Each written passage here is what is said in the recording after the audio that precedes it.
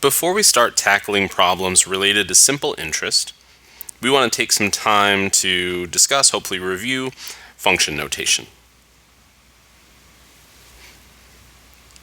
If we have an equation like y equals x plus 3, or any other equation that guarantees just a single output for every single input, meaning whatever value we plug in for x, there's only one y value that we can get in return, what we have is a function, and we can rewrite this using function notation.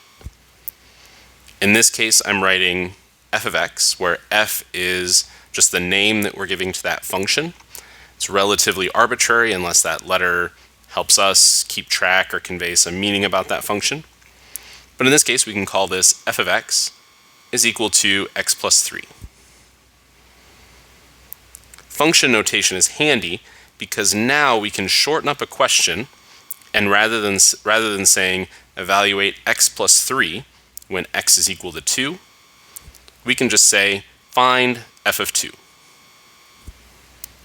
That means we want to take our original equation and everywhere an x pops up, replace that with a 2 and come up with that result, which in this case would be 5. If we considered this with a different equation, say 16 plus x squared, we could translate this into function notation. We'll give it a different name. In this case, we'll call this function g of x. So g of x will be equal to 16 plus x squared. And we could say find g of 0. Since we have two functions we've written out, now that naming convention starts to help. It lets you know that I'm referring to the second function and not the first function, which was f. It also just shortens up the amount of words we have to use to state that question. So we would take that original expression, and everywhere a 0 occurs, everywhere an x occurs, we would plug in 0 to find that g of 0 is equal to 16.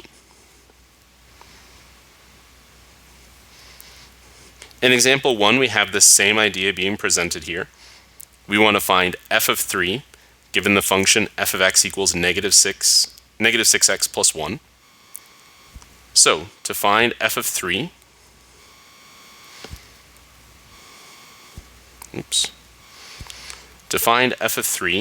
we would rewrite that expression, substituting in a 3 everywhere we have an x,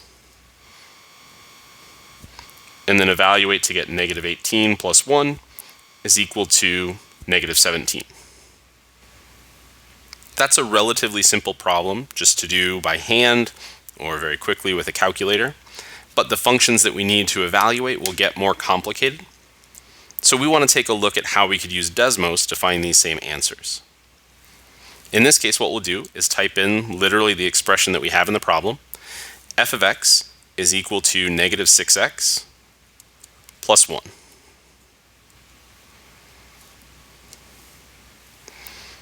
Now that we have that function established, now we can evaluate f of 3.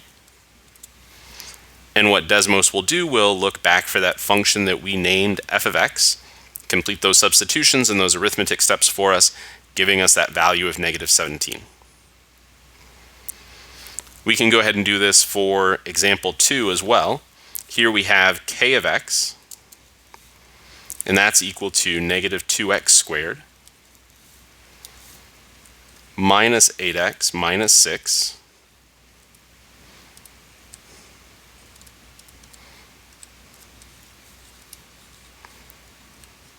sorry about that, had some typos in there.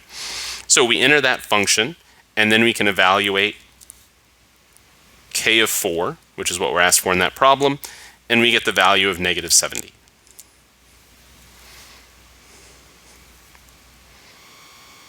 So we can say that k of 4 is equal to negative 70. In examples 3 and 4, we have a new wrinkle thrown into this. Now we have two variables in our expression, both x and y, but the rules for how this function notation work applies essentially exactly the same. we want to find m of -1, comma 2,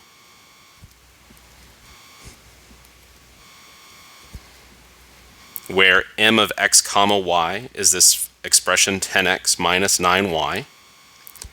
To evaluate that, then we'll plug in -1 everywhere an x occurs, and we'll plug in 2 everywhere a y occurs to evaluate that function.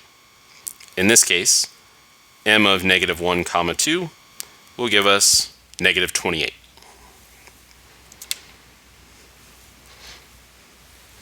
We can do this in Desmos as well by again just typing that expression exactly as we have it in the problem. We'll type in m of x comma y is equal to 10x minus 9y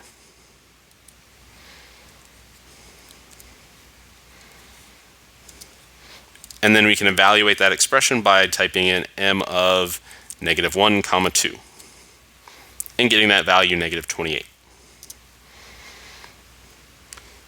So far, these have all, again, been relatively simple problems. We don't necessarily need Desmos to do this, but it can start to get very handy in questions like example 4, where now we have g of xy is equal to 3x squared minus 10y cubed. We could still do this manually or with a calculator, but what we want to do is repeat a calculation 3 times with some different values. Now this is going to go a lot faster because we can plug in g of -3, comma -5, g of -6, -4, and g of -1, comma 6. So the advantage starts to come into play when we have more complicated expressions, more complicated functions to evaluate, and especially if we need to evaluate the same function multiple times with different values, we can do that pretty quickly with Desmos.